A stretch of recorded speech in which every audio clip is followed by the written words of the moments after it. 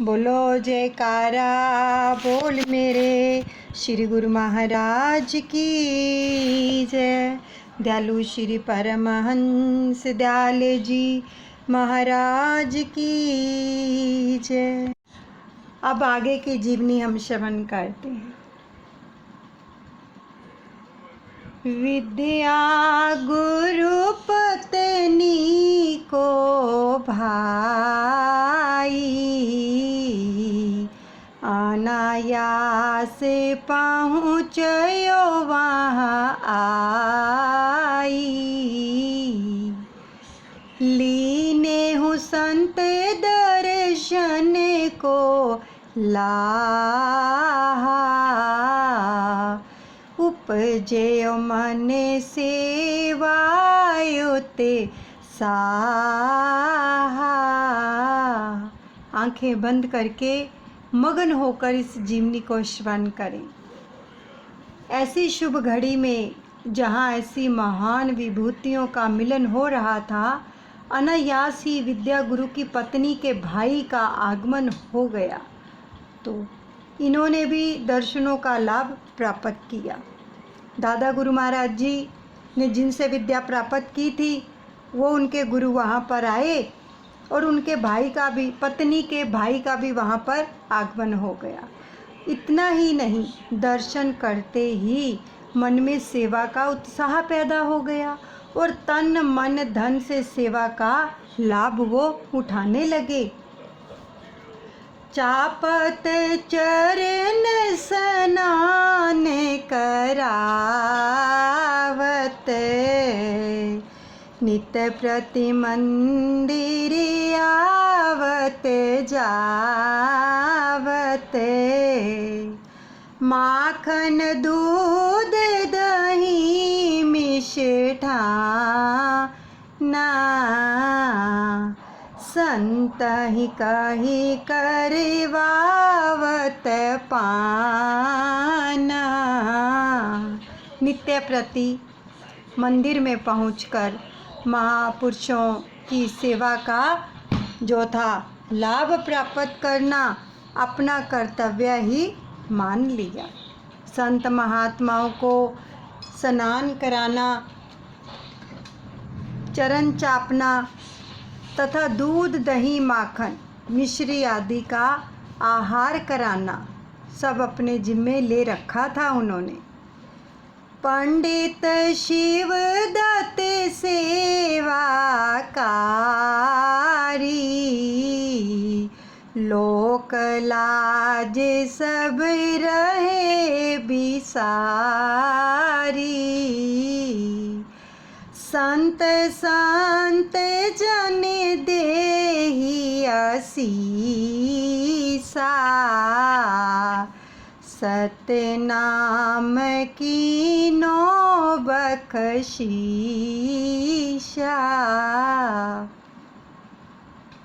आपका शुभ नाम पंडित शिवदत्त बताते हैं, जिन्होंने साधु सेवा से जगत की लोक लाज सब कुछ भुला दिया। ऐसे सेवादार को महापुरुषों का आशीर्वाद प्राप्त हुआ और जब परमहंस दयाल जी के मन में दया आई तो ऐसे दयाल हुए कि सत्य नाम का खजाना भी बख्श दिया। ऐसे दयालु हैं। सहज समाधि जपवत लायो, परमहंस को शिष्य कहायो। पर उपकार दादा गुरु कीना,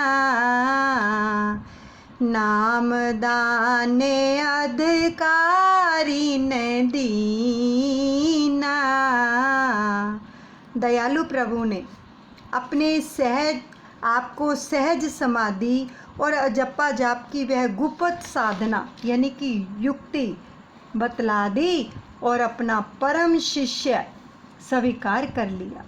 दादा गुरु महाराज जी ने यहाँ से नाम दान देना प्रारंभ किया था। पंडित शिवदत्त थे जो उनको और उनकी पत्नी का जो भाई आया था, उनसे शुरुआत की थी दादा गुरुदेव जी ने नामदान देने का प्रारंभ किया। दर्ज हैं वचन। और जो भी अधिकारी मिले नामदान देने की कृपा करते गए।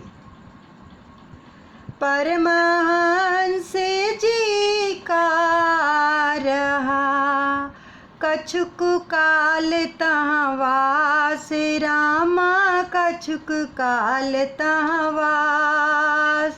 केतक मंतरी भूप गण आयो आपके पास, बोल मेरे गुरु महाराज की जय, मेरे दादा गुरुदेव की जय। कुछ समय तक महाराज श्री का निवास इस स्थान पर रहा और इस समय के अंदर ही आसपास की जो छोटी छोटी रियासतों के जो भूप और मंत्री लोग आपकी शरण में आए और सत्संग का लाभ प्राप्त किया अथवा गुरु दीक्षा भी प्राप्त की दादा गुरु महाराज जी से। आगे जो प्रसंग आ रहा है वो है फकीरों का मिलन। तपसी त्यागी सिद्ध पुरुष मिले अचानक आन, रामा मिले अचानक आन। परमहंस जी ने लेखा उदय हो रहा भान, बोल मेरे गुरु महाराज की जय, मेरे दादा गुरुदेव की जय। इसी जगह रोहतास गढ़ी मंदिर में ही एक दिन जब अचानक ही एक महान तेजस्वी सिद्ध पुरुष का आना हुआ तो दूर से झलक पड़ते ही दादा गुरु महाराज परमहंस दयाल जी को ऐसा आभास हुआ कि सामने से एक महान प्रकाश सा हो रहा है। मन ही मन प्रभु करत विचारा,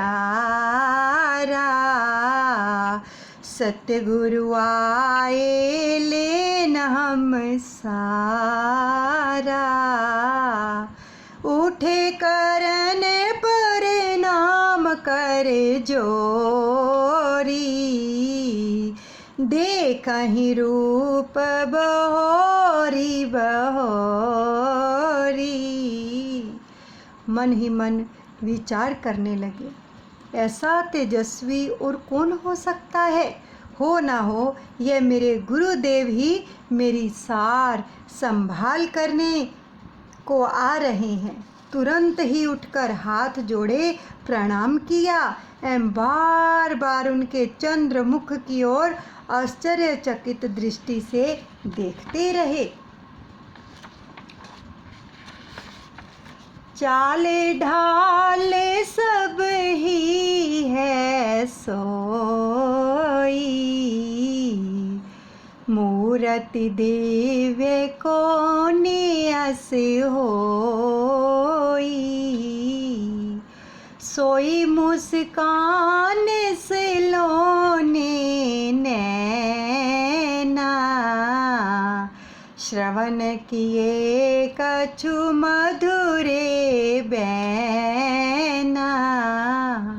मन ही मन सोचते हैं कि वही चाल ढाल है, वही चेहरा है, ऐसे दिव्य रूप वाला भला और कौन हो सकता है?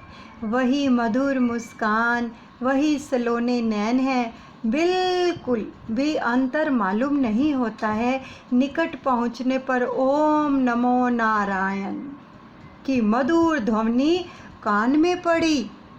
ओम नमो नारायण। तब निर्णय हुआ कि मेरे गुरु भगवान के रूप से मिलती जुलती एक महान विभूति मेरे सामने उपस्थित हुई है। दादा गुरुदेव जी फरमा रहे हैं, देखते ही रहे सुंदर मूरति, या विध भई ध्यान की पूरति। गुरु रूप की झलक निहारी, परमहंस प्रभु भय सुखारी। आप उनके रूप माधुर्य को निहारते ही रहे और गुरु मूर्ति का ध्यान आंखों के सामने आ गया। सचमुच ही मन को बड़ी प्रसन्नता प्राप्त हुई, मानो इस अजनबी महापुरुष के रूप में अपने सद्गुरुदेव भगवान के ही श्री दर्शन हो गए हैं। परमहंस जी को इस दर्शनों से अत्यंत सुख प्राप्त हुआ। ध्यान गुरु मूर्ति को आयो, रोम रोम में आनंद समायो। तन पुलकयो रोमावली ठाड़ी, गुरु चरणन की प्रीत मन बाड़ी। एक महापुरुष के दर्शनों से गुरु मूर्ति का ध्यान आ गया, जिससे आपके रोम रोम में प्रसन्नता की लहर दौड़ उठी। तन पुलकायमान हो उठा, गुरु चरणों की प्रीत उमड़ पड़ी। हृदय मंदिर में प्रकाश की लहरें लहलहाने लगी। नैन की वाड़ मूंद दौलीने, ध्यान धारे गुरु दर्शन कीने। पल मूंदहि पल नैना खोलहि, मगन प्रेम मुख ते नहीं बोलहि। इसी ध्यान में नैन किवाड़ मूंद गए कि कहीं किवाड़ खुलने से गुरु मूर्ति का ध्यान टूट ना जाए, किवाड़ खुलने से गुरुदेव चले ना जाएं। फिर देखते हैं जो मूर्ति मेरे सामने साकार रूप में खड़ी है, नेत्र खोलकर उनको भी देख लेना चाहिए। कभी नेत्र खोलते हैं तो कभी मूंद लेते हैं। प्रेम विभोर मुख से कोई शब्द नहीं कहा जा सकता है। सिद्ध पुरुष ने कर पकड़ लीने कंठ लगाए, रामा लीने कंठ लगा। बड़े भागते आज हम ऐसे दर्शन पाए, बोल मेरे गुरु महाराज की जय, मेरे दादा गुरुदेव की जय। इतनी देर से सम्मुख उपस्थित वहाँ महापुरुष ने श्री परमहंस दयाल जी के दोनों हाथ पकड़कर आपको गले से लगा लिया और मधुर वाणी में दो शब्द कहे कि आज हमारा भाग्य उदय हो उठा है, जो कि आप जैसे महापुरुष के दर्शन हुए हैं। दोनों महापुरुषों का यह मिलन मानो भर्त मिलाप ही हो रहा है। सम प्रकाशी दो युग पुरुषे, ऐसा मिलन और इतनी विलक्षणता दोनों महापुरुषों में देखने को मिली। वहाँ सम प्रकाश दो युग पुरुष, ज्ञान ध्यान सब एक, रामा ज्ञान ध्यान सब एक। प्रगटे मानव रूप धरे, जैसे ज्ञान विवेक, बोल मेरे गुरु महाराज की जय, मेरे दादा गुरुदेव की जय। एक जैसा ही प्रकाश दोनों युग पुरुषों से मिलने से प्रतीत हो रहा है। ज्ञान और ध्यान दोनों मिलकर एक हो रहे हैं। ऐसा मालूम होता है कि ज्ञान और विवेक मानव रूप धारण करके सामने खड़े हैं। राजा प्रसाद सिंह राजमद त्यागी, गुरु चरणन के भय अनुरागी। शरण सहित परिवारा, गुरु सेवा से जन्म सवारा। ऐसी अवस्था में प्रेम विभोर गुरु मूर्ति के ध्यान में मगन परमहंस जी को देखकर राजा राधे प्रसाद सिंह का राज मदचूर हो गया और गुरु चरणों का अनुराग जागृत हो उठा। इसी प्रेम में मगन महाराज श्री चरण शरण को प्राप्त किया। राजा ने एक अपने परिवार सहित नाम की प्राप्ति कर गुरु सेवा से अपना जन्म संवारा। लगे देन प्रभु मंत्र उपदेशा, मगलोगन के कटे कलेशा, दीन दुखी धनवंते किए, दुख दरिद्र जग के हर दिए। दादा गुरुदेव जी महाराज ने नाम उपदेश दीक्षा देना प्रारंभ कर दिया। जहाँ जहाँ विचरण होता रहा वहाँ के लोगों को लाभ पहुँचाते गए और दुखी जीवों को सुख स्वरूप आध्यात्मिक उपदेश करते चले गए। निर्धन लोगों के दुख दरिद्र हरते हुए दयाल प्रभु नगर नगर और ग्राम ग्राम में जगत के कल्याण हित विचरने लगे।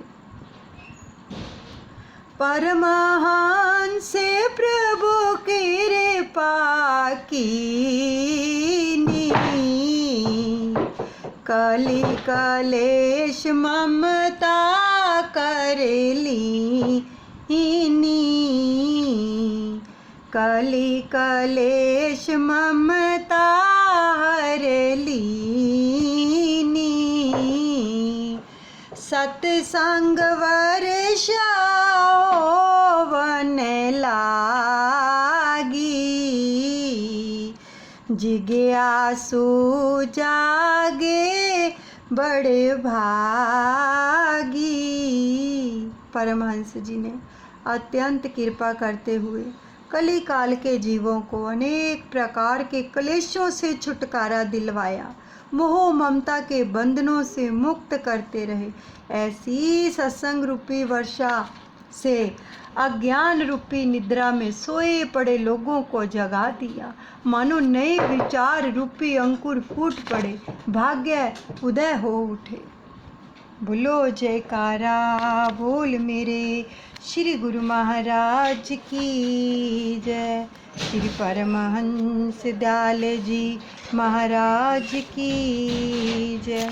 देखो अभी सबने कितने सुंदर वचन सुने हैं। ऐसे ही नहीं इस ग्रंथ के अंदर कहा गया कि जो भी दादा गुरुदेव जी की जीवनी को श्रवण करेगा उस सारे दुख क्लेशों से पार हो जाएगा। दादा गुरु महाराज जहाँ जहाँ भी विचरण करते रहे हैं, देखो किस प्रकार से लोगों के दुख कष्टों को हरते रहे हैं और निर्धन लोगों के तो दुखों को छुटकारा देकर उनको आनंद में सुख में और भक्ति से भरते रहे हैं। निर्धन को धनवान कर दिया उन्होंने। इनके पास क्या नहीं है, सब कुछ है, सब कुछ देने वाले हैं मेरे दादा गुरुदेव। लेकिन हमें बहुत अफसोस होता है, हर रोज़ हम एक एक बंदे को मैसेज करते हैं कि इस जीवनी को श्रवण करो, लेकिन जब हमें दुख और क्लेश होता है ना तभी उनके पास आते हैं उस चीज़ को सुनने के लिए कि हमारे दादा गुरुदेव जी ने अपने जीवन में क्या क्या किया। फिल्म देखनी होती तो किस तरह से, कोई नई फिल्म लगती तो किस प्रकार से उतावले हो जाते हैं, होते हैं ना। लेकिन क्या है कि जब भगवान की जहाँ पर जीवनी श्रवण की जाती है उसको सुनने के लिए बहुत गिने चुने लोग आते हैं और जो आते हैं फिर वही फैज़ उठाते हैं, दूसरा नहीं फैज़ उठा सकता। अगर हमारे दिल के अंदर हमारे जो सतगुरुदेव भगवान हैं, जिन्होंने अपने तन के ऊपर 16 साल दिगंबर अवस्था में रहकर अपने तन के ऊपर इतने कष्ट सहकर हम जीवों के कल्याण के लिए तप किया, अगर हम उनकी जीवनी श्रवण करने के लिए हमारे मन में लालसा ही उत्पन्न नहीं होगी तो किस चीज़ की लालसा उत्पन्न करेंगे? बताओ ज़रा, किस चीज़ की? बहुत अफसोस होता है कि क्यों नहीं हम जुड़ पाते मालिक के नाम से। घर बैठे हमें इतनी अमृत की धारा बहा रहे हैं मेरे दादा गुरुदेव, लेकिन हम जुड़ नहीं पाते हैं। क्यों नहीं जुड़ पाते? हमारे दिल के अंदर उनके प्रति प्रेम ही नहीं उमड़ता है। प्रेम उमड़ता है फिल्मों के लिए, सीरियल के लिए और सब चीज़ों के लिए। सीरियल आना होता है, फटाफट खाना बना लेते कि आज हमारा सीरियल मिस ना हो जाए।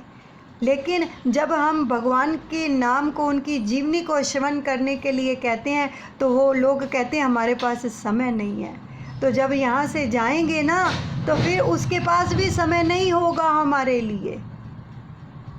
अगर अब हमने उसको समय नहीं दिया तो वो क्या हमें समय देगा? सच बताओ, क्योंकि तब हमें अपने कर्मों का भुगतान भुगतना पड़ेगा। इसलिए जुड़ा करो।